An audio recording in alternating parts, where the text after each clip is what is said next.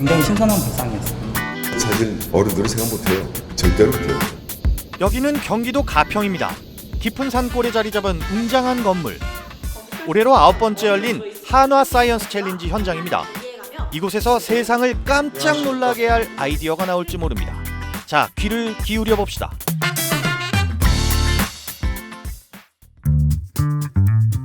여기 과학 영재들이 있습니다.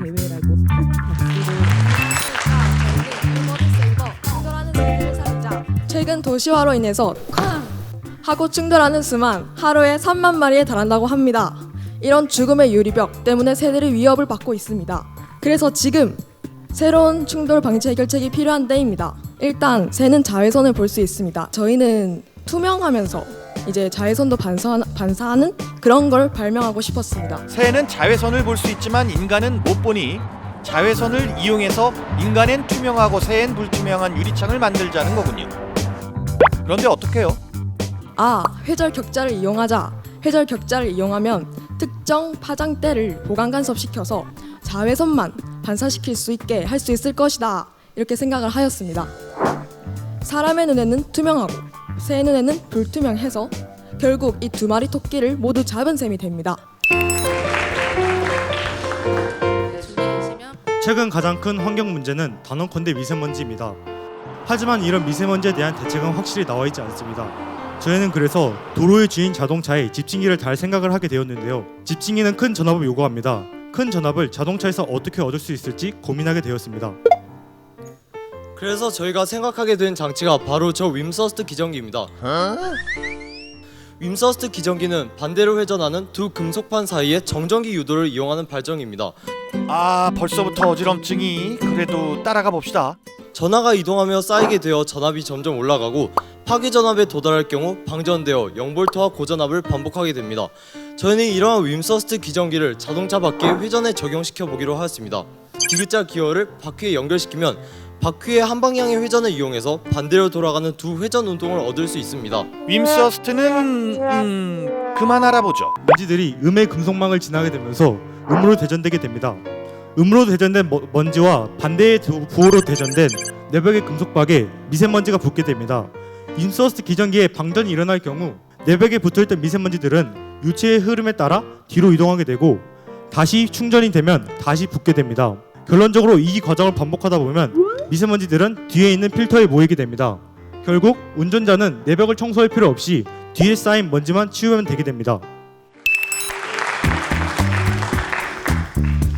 도로를 지나다니면서 과속방지턱을 안 넘어본 경험은 솔직히 없으실 겁니다. 서울시의 초등학교만 해도 과속방지턱이 약 23,000개가 존재한다고 합니다. 만약 이 과속방지턱에 발전기를 설치해서 차량에 손실되는 운동에너지를 전기에너지를 바꾼다면 새로운 발전 방식을 주장할 수 있을 것이라고 생각하여서 이 아이디어를 제출하게 되었습니다.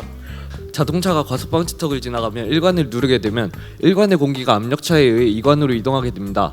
이관으로 이동한 공기가 자석이 담긴 스크류를 움직이게 만들고 발전이 되게 되는 것입니다. 오호, 한마디로 과속방지턱을 지날 때 생기는 운동에너지를 전기로 바꾼다는 거군요.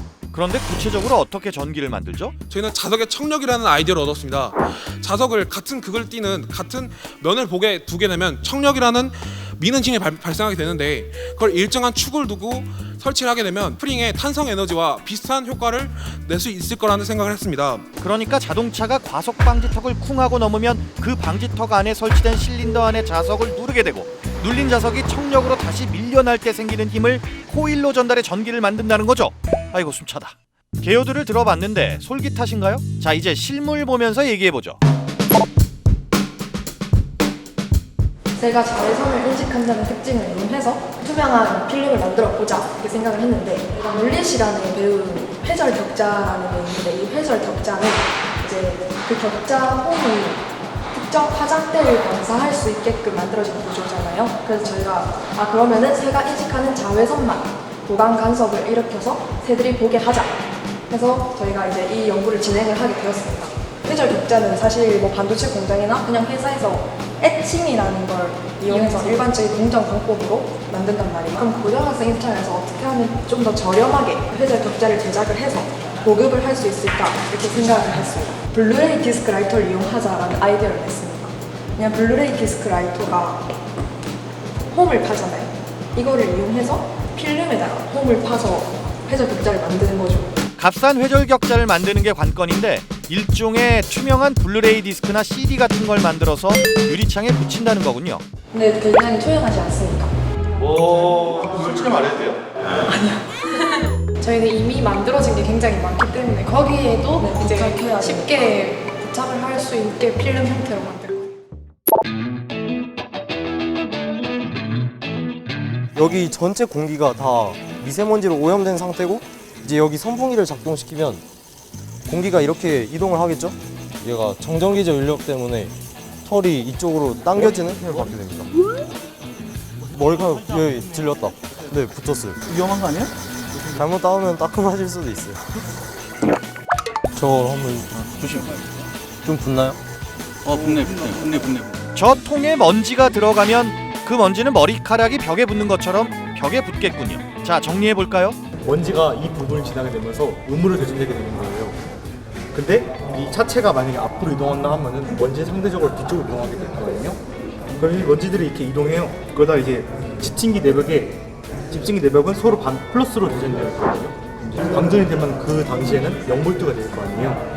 이제 그 당시에는 집진기 내벽하고 전기적 힘이 없으니까 떼어져서 유체의 흐름에 따라서 다시 뒤로 이동하다가 다시 붙게 되는 것이에요. 결론적으로 이 먼지가 이렇게 이동하다 보면 뒤에 모이게 되는데 이렇게 되면은 운전자가 내벽을 청소할 필요가 없이 뒤에 있는 이 주머니만 치우면 되게 되는 것이죠. 이 생각은 왜 하게 됐어요? 알다시피 인천이 미세먼지가 엄청나잖아요. 봄 되면 막 너무 죽겠는 거예요. 도로에 있는 미세먼지를 도로의 주인인 자동차가 없애자 이런 생각을 한번 해보게 되었고 과속방지턱에 한 번 구동했다가 다시 원상태로 복귀하는 복원력이라는 게 이제 가장 중요해요. 그래서 복원력을 어떻게 하면 구현할 수 있을까 하다가 자석에 청력하면 절대 안 밀리거든요. 그래서 이 힘을 하면 자동차도 절대 못 누르지 않을까 라는 생각을 하게 된 거예요. 만약 자동차가 이렇게 지나가게 되면은 눌렀다가 다시 돌아오는 게 이제 중요한 거거든요. 9개 정도 12개 정도 들어가면은 저희가 측정에는 3V에서 6V 정도보다 높은 볼트를 얻을 수 있어요. 코일을 감나요? 코일도 약간 상당히 고민했는데 가는 수가 더 많을수록 저는 더 많이 생긴다는 걸 알아서 제가 0.2mm로 바꿔서 중간에 코일 교체를 했습니다. 이 생각은 왜 하게 됐어요? 감속하잖아요. 그거를 전기에는 좀 바꿀 수 없으니까 이제 그 생각을 하게 돼서. 자, 여러분은 어떤 아이디어가 마음에 드십니까? 심사위원들의 평가를 들어볼까요? 실제로 2011년부터 미국 캘리포니아에서 이미 시행을 하고 있어요. 근데 이제 그 방식이 그 미국 같은 경우에는 이제 유압 장치를 이용해서 플라이휠로 발전기를 돌립니다. 이게 한 600대 정도가 지나가면 가정집 하루 쓸 수 있는 정도의 발전량이 나와요. 그러니까 아이디어 자체는 있던 거고 이 친구들도 그걸 알아요. 거기 플라이휠로 해서 만드는 게 굉장히 시스템이 크고 시끄럽습니다, 조금. 그래서 그거를 좀 간단하게 만들어보자 라고 하는 학생다운 아이디어를 낸 거예요. 보통 어른들이 그냥 수익성만 생각하고 경제만 따지는 것에 비해서는 굉장히 따뜻하게 와닿아서 참 좋았습니다. 미세먼지를 만드는 자동차에서 그 미세먼지를 잡으면 어떨까? 또 자동차 대수가 되게 많으니까 그 미세먼지를 또 자동차들이 효율적으로 포집할 수 있겠다. 이런 아이디어에서 착안을 해서 그런 이제 그래서 굉장히 신선한 발상이었어요. 실현 가능성을 뭐 따져보면 몇 %다? 지금 수준에서는 사실 한 20% 미만이라고 생각을 하는데요. 근데 아이디어 자체가 괜찮아서 이거를 이제 그냥 학생들은 진짜 고등학생 수준에서 그냥 아이디어만 제공을 하고 그 분야에 대한 이제 엑스퍼트들이 있으니까 그분들이 더 연구를 해서 좀 더 이제 최적화를 시키고 하면 충분히 실현 가능성이 있을 거라고 생각합니다.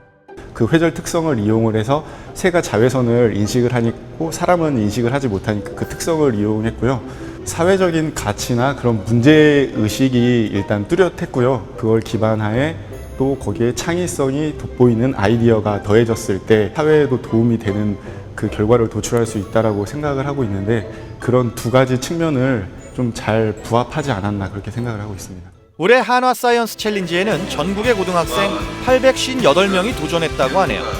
그중에 40명이 2인 1조로 최종 본선에 진출한 거고요. 여러분들은 그 20팀 가운데 3팀 과학영재들의 기발한 아이디어를 자세히 들여다보신 겁니다. 아쉽게도 이 3팀은 본선에선 대상은 받지 못했습니다. 동상에 만족했죠. 하지만 모를 일입니다. 방금 본 학생들 중에 미래의 엘버트 아인슈타인 아니면 스티브 잡스가 있었을지 말이죠.